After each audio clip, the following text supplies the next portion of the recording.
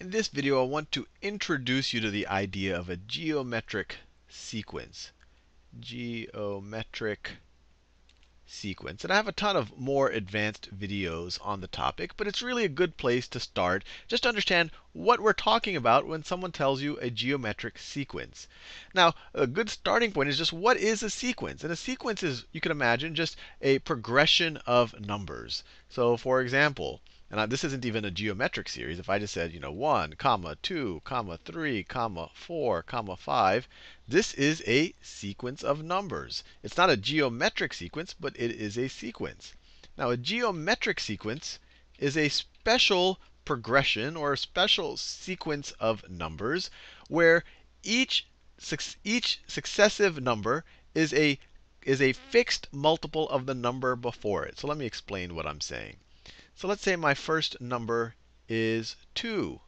And then I multiply 2 by the number 3. So I multiply it by 3, I get 6. And then I multiply 6 times the number 3, and I get 18. And then I multiply 18 times the number 3, and I get 54. And I just keep going that way. So I just keep multiplying by the number 3. So I started, if we want to get some notation here, this is my first term. We'll call it A1 for my sequence. And each time I'm multiplying it by a common number. And that number is often called the common ratio. So in this case, A1 is equal to 2. And my common ratio is equal to 3. Common ratio. So if someone were to tell you, hey, you've got a geometric sequence, A1 is equal to 90, and your common ratio is equal to -1/3. That means that the first term of your sequence is 90. The second term is -1/3 times 90, which is what? That's -30, right? 1/3 times 90 is 30, and then you put the negative number. Then the next number is going to be 1/3 times this. So 1/3 or -1/3 times this. 1/3 times 30 is 10. The negatives cancel out, so you get +10. Then the next number is going to be 10 times -1/3, or -10/3. And then the next number is going to be -10/3 times -1/3. So it's going to be +10/3. And you could just keep going on with this sequence. So that's what people talk about when they mean a geometric sequence. And I want to make one little distinction here. This always used to confuse me because the terms are used very often in the same context. These are sequences. These are kind of a progression of numbers. 2, then 6, then 18, 90, then -30, then 10, then -10/3. Then, then this is +10/9, right? -1/3 times -10/3. Negatives cancel out. Right, 10/9. Don't want to make a mistake here. These are sequences. You might also see the word a series. You might also see the word a series. And you might even see a geometric series. A series, the most conventional use of the word series, means a sum of a sequence. So for example, this is a geometric sequence. A geometric series would be 90 plus -30 plus 10 plus -10/3 plus 10/9. So a general way to view it is that a series is the sum of a sequence. I just want to make that clear because that used to confuse me a lot when I first learned about these things. But anyway, let's go back to the notion of a geometric sequence and actually do a word problem that deals with one of these. So they're telling us that Anne goes bungee jumping off of a bridge above water. So Anne bungee jumping. Anne is bungee jumping. On the initial jump, the cord stretches by 120 feet.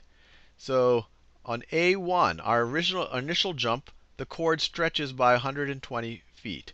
We could write it this way. Let's write it this way. We could write jump,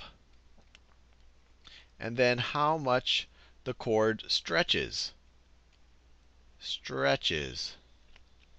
So on the initial jump, on jump 1, the chord stretches 120 feet. Then it says on the next bounce, the stretch is 60% of the original jump, and then each additional bounce stretches the rope 60% of the previous stretch. So here the common ratio, where each successive term in our sequence is going to be 60% of the previous term, or it's going to be 0.6 times the previous term. So on the second jump, we're going to stretch 60% of that, or 0.6 times 120, which is equal to what? That's equal to 72. Then on the third jump, we're going to stretch 0.6 of 72, or 0.6 times this. So it would be 0.6 times 0.6 times 120. And then on the fourth jump, notice over here, so on the fourth jump, we're going to have 0.6 times 0.6 times 0.6 times 120. 60% of this jump. So every time we're 60% of the previous jump. So if we wanted to make a general formula for this, just based on the way we've defined it right here, so the stretch on the nth jump,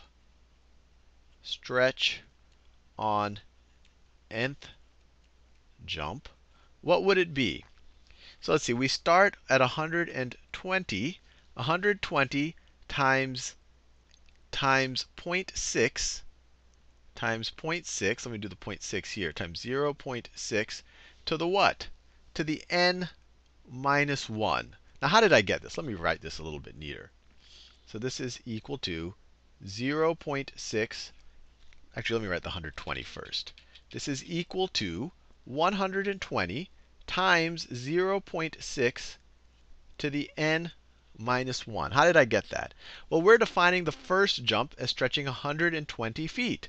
So when you put n is equal to 1 here, you get 1 minus 1, 0. So you have 0.6 to the 0th power, so you just get a 1 here.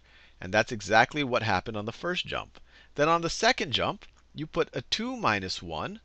And notice, 2 minus 1 is the first power, and we have exactly 1.6 here. So I figured it was n minus 1 because when n is 2, we have 1.6. When n is 3, we have 2.6's multiplied by themselves. When n is 4, we have 0.6 to the third power. So whatever n is, we're taking 0.6 to the n minus 1th power. And of course, we're multiplying that times 120. Now, in the question, they also ask us, what will be the rope stretch on the 12th bounce? On the 12th bounce. And over here, I'm going to use the calculator. And actually, let me correct this a little bit. This isn't incorrect, but they're talking about the bounce. And we could call the jump the 0th bounce. So let me change that. This isn't wrong, but I want to make it a little bit more. I think this is where they're going with the problem. So you can view the initial stretch as the 0th bounce. So let me, instead of labeling it jump, let me label it bounce. So the initial stretch is the 0th bounce. Then this would be the first bounce, the second bounce, the third bounce. And then our formula becomes a lot simpler. Because if you said the stretch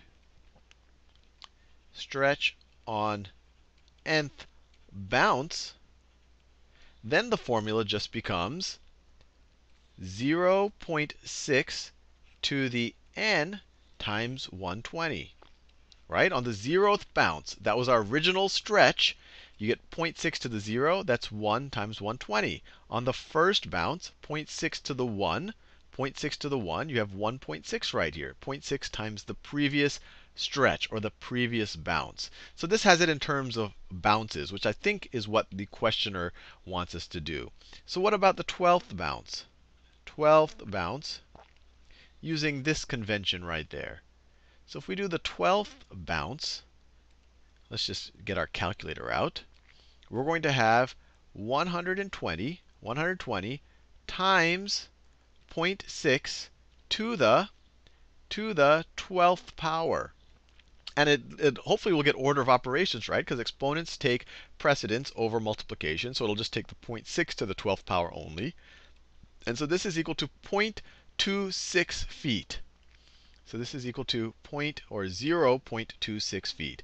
So after your 12th bounce, she's going to be barely moving. She's going to be moving about 3 inches on that 12th bounce. Well, anyway, hopefully you found this helpful, and I apologize for the slight divergence here. But I actually think on some level that's instructive, because you always have to make sure that your n matches well with what your results are. So when I talked about just, your first jump, I said, okay, this is 1, and then I had a 0.6 to the 0th power. So I did n minus 1. But then when I relabeled things in terms of bounces, this was the 0th bounce, then this makes sense that this is 0.6 to the 0th power. This is the first bounce, then this would be 0.6 to the first power. Second bounce, 0.6 to the second power. And it made our equation a little bit simpler. Anyway, hopefully you found that interesting.